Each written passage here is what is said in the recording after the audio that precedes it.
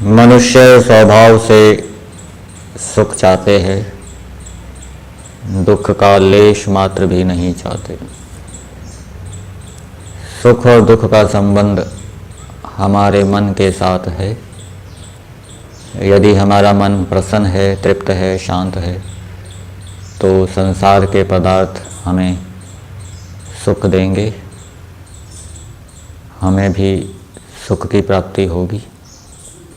और यदि मन अशांत है, अप्रसन्न है, तो हम दुख को प्राप्त करेंगे और संसार के उत्तम से उत्तम सुखदायी पदार्थ भी हमें सुख नहीं दे पाएंगे। और मन की प्रसन्नता और अप्रसन्नता का संबंध धर्म अधर्म आचरण के साथ है। धर्म के जो 11 लक्षण महर्षि दयानंद जी ने संस्कार विधि में बताए, अहिंसा, धृति, क्षमा, दमो, स्तेयम, शौच, इंद्रिय निग्रह, धीर, विद्या, सत्य, अक्रोध, इन धर्म के लक्षणों का अनुष्ठान करने से सभी आश्रम वालों के मन की शुद्धि हो सकती है। धर्म का आचरण मन को शुद्ध करने का मुख्य उपाय है। और उसके साथ साथ धार्मिक व्यक्ति का कोई लक्ष्य भी होना चाहिए। उस लक्ष्य की प्राप्ति के लिए धार्मिक व्यक्ति धर्मपूर्वक पुरुषार्थ करता रहे। यदि लक्ष्य दृढ़ है तो व्यक्ति उसी में लगा रहेगा, फालतू के विचार उसके मन के अंदर नहीं आएंगे, अनावश्यक हानिकारक विचार मन में नहीं आएंगे। परंतु सबका स्तर एक जैसा नहीं होता। किसी का लक्ष्य दृढ़ होता है, किसी का कम दृढ़ होता है, किसी का और कम दृढ़ होता है। इस कारण से मन के अंदर हानिकारक अनावश्यक विचार भी उत्पन्न हो जाते हैं। जैसे प्रतिदिन घर को शुद्ध किया जाता है, इसी प्रकार से ऐसे व्यक्ति को जिसका लक्ष्य दृढ़ नहीं है, उसको भी प्रतिदिन अपने मन को शुद्ध करना चाहिए, शुद्ध विचारों से युक्त करना चाहिए। घर प्रतिदिन क्यों शुद्ध किया जाता है? क्योंकि वो प्रतिदिन गंदा हो जाता है। इसी प्रकार से जिसका लक्ष्य अत्यंत दृढ़ नहीं होगा तो उसका मन भी क्या है, प्रतिदिन अशुद्ध हो जाएगा, अशुद्ध विचारों से युक्त हो जाएगा। अर्थात उसके मन के अंदर जो उल्टे संस्कार हैं, उन उल्टे संस्कारों से संबद्ध विचार उसके मन के अंदर उत्पन्न हो जाएंगे। क्योंकि वो समाज के अंदर रह रहा है, संसार के अंदर रह रहा है, समाज की, संसार की वस्तुओं को देखेगा, व्यक्तियों को देखेगा, उनकी बातों को सुनेगा, पढ़ेगा आदि, तो उनके कारण भी अशुद्ध विचार उत्पन्न हो जाते हैं। किसके मन में उत्पन्न हो जाएंगे? जिसका लक्ष्य दृढ़ नहीं है। जिसका लक्ष्य दृढ़ है वो तो, उसको तो समय ही नहीं है, वो तो लक्ष्य प्राप्ति में बहुत तीव्रता से लगा हुआ है, फालतू के विचार उसके मन में आएंगे नहीं। लेकिन जिसका लक्ष्य इतना दृढ़ नहीं है, कमज़ोर है, तो फिर उसके मन में ऐसे हानिकारक विचार आ सकते हैं।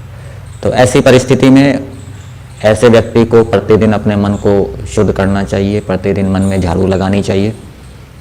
अर्थात जो अशुद्ध विचार उत्पन्न हो गए हैं उनको दूर करना चाहिए, उनके संस्कारों को निर्बल करना चाहिए, कमज़ोर करना चाहिए। चिंतन मनन आदि के माध्यम से योजना बनाकर, संकल्प लेकर, प्रतिपक्ष भावना करके, चिंतन मनन करके, प्रायश्चित करके, तप करके, तो जो इस प्रकार से प्रतिदिन अपने मन को शुद्ध नहीं करेगा, अशुद्ध विचारों को नहीं हटाएगा, वो सुख को प्राप्त नहीं हो सकता।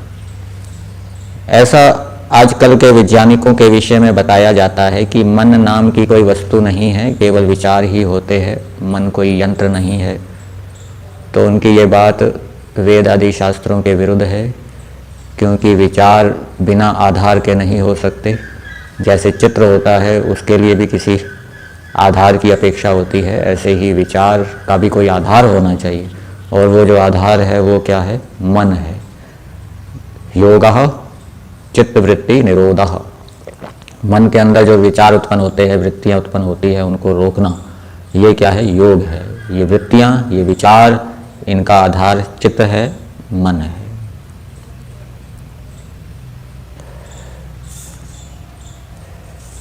दूसरी बात, जब लक्ष्य व्यक्ति का कमज़ोर होता है तो फिर देखने सुनने में भी ढीलापन उत्पन्न हो जाता है। तो वहाँ पर भी व्यक्ति को ये सावधानी रखनी चाहिए कि एक वाक्य बताया जाता है, देखो भालो तको मत। अर्थात अपने दैनिक क्रियाकलापों को करते समय ऐसे धार्मिक व्यक्ति को जो हानिकारक पदार्थ हैं, हानिकारक विषय हैं, उनको या तो देखना ही नहीं चाहिए। भद्रम करने भी ही शृणुयाम देवः, जो कल्याणकारी है उसको देखना चाहिए, जो कल्याणकारक नहीं है, हितकारक नहीं है, सुखकारक नहीं है, उसको नहीं देखना चाहिए। और यदि मान लीजिए वो सामने आ गया, दृष्टि में आ गया या देखना भी पड़ गया कार्यवशात, तो वहाँ पर उसको ऐसे विषय को, हानिकारक विषय को सरसरी नज़र से देखना चाहिए, घूर कर नहीं देखना चाहिए, ताक कर नहीं देखना चाहिए, जिससे कि उस विषय से संबद्ध हानिकारक विचार मन के अंदर उत्पन्न ना हो। इसी प्रकार से धार्मिक व्यक्ति को यद्यपि धर्म का एक लक्षण बताया है इंद्रिय निग्रह, इंद्रियों का निग्रह करना, फिर भी ढीलापन हो सकता है, तो उसको सावधानी रखनी चाहिए खाने पीने में। खाओ पियो छको मत, तो छक कर खाएगा, पेट भरकर खाएगा तो वो उसके लिए हानिकारक हो जाएगा। आवश्यकता से, पेट भरकर खाने का तात्पर्य आवश्यकता से अधिक खा लेगा, जितना भूख है उससे कुछ कम खाने का विधान किया गया है, जिससे कि जो भोजन है वो हमारे लिए कल्याणकारक हो। जिस धार्मिक व्यक्ति ने कोई लक्ष्य बनाया है और उस लक्ष्य की प्राप्ति में लगा हुआ है, उस लक्ष्य की प्राप्ति में कुछ बाधा भी उत्पन्न हो सकती है, उस लक्ष्य से संबंधित कार्य रुक भी सकते हैं बाधा के कारण। तो ऐसी परिस्थिति में अनेक कार्यों को छेड़ना चाहिए।